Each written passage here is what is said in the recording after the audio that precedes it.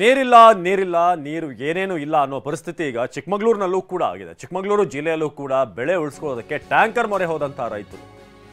ಚಿಕ್ಕಮಗಳೂರು ಜಿಲ್ಲೆಯಲ್ಲೂ ಕೂಡ ನೀರಿಗಾಗಿ ಹಾಹಾಕಾರ. ಹೇಳಿ ಕೇಳಿ ಮಲೆನಾಡು ಜಿಲ್ಲೆ ಅಲ್ಲೇನೇ ನೀರಿನ ಸಮಸ್ಯೆ ಈಗ ಹೆಚ್ಚಾಗ್ತಾ ಇದೆ. ಬೆಳೆಯನ್ನು ಉಳಿಸ್ಕೊಳ್ಳೋದಕ್ಕೆ ಟ್ಯಾಂಕರನ್ನ ಬಳಸಿ ನೀರು ಹಾಯಿಸಬೇಕಾಗಿದೆ. ರೈತರು ಒಂದ್ ಕಡೆ ಕುಡಿಯೋ ನೀರು, ಮತ್ತೊಂದು ಕಡೆ ತಾವು ಬೆಳೆದಿರುವಂಥ ಬೆಳೆ ಏನಿದೆ ಅದಕ್ಕೂ ಕೂಡ ನೀರು ಉಣಿಸ್ಬೇಕು. ಯಾಕಂದ್ರೆ ಬೆಳೆ ಅನ್ನೋದನ್ನ ಮಕ್ಕಳು ಹಾಕಿ ಅಲ್ಲಿ ಸಾಕಿರ್ತಾರೆ, ಸಾಕಷ್ಟು ಶ್ರಮ ಪಟ್ಟಿರ್ತಾರೆ. ಆದರೆ ಅದನ್ನು ಉಳಿಸ್ಕೊಳ್ಬೇಕು ಅಂತಂದ್ರೆ ಈಗ ಟ್ಯಾಂಕರ್ ನೀರಿನ ಮೊರೆ ಹೋಗಲೇಬೇಕು. ಹನಿ ನೀರಾವರಿ ಮೂಲಕ ಅಡಿಕೆ ತೋಟಗಳಿಗೆ ನೀರು ಹರಿಸಲಾಗ್ತಿದೆ. ರಾತ್ರಿ 1 ಗಂಟೆ 2 ಗಂಟೆ ಆದ್ರೂ ನಾವು ತೋಟದಲ್ಲೇ ಇರಬೇಕು. ತೋಟಕ್ಕೆ ಒಣಗ್ತಾ ಇದೆ ನೀರು ಬಿಡೋಕ್ಕೋಸ್ಕರವ ಫಸ್ಲಿಗೊಂದು ತೋಟ ಉಳಿಸ್ಕೊಂಡ್ಲೇಬೇಕಂತ ಪರಿಸ್ಥಿತಿ ಬಂದಿದೆ. ಇಲ್ಲಿ ಕಾಡು ಪ್ರಾಣಿಗಳು ಅವಳಿ ಬೇರೆ ಇದೆ, ಪಕ್ಕಕ್ಕೆ ಕಾಡಿದೆ.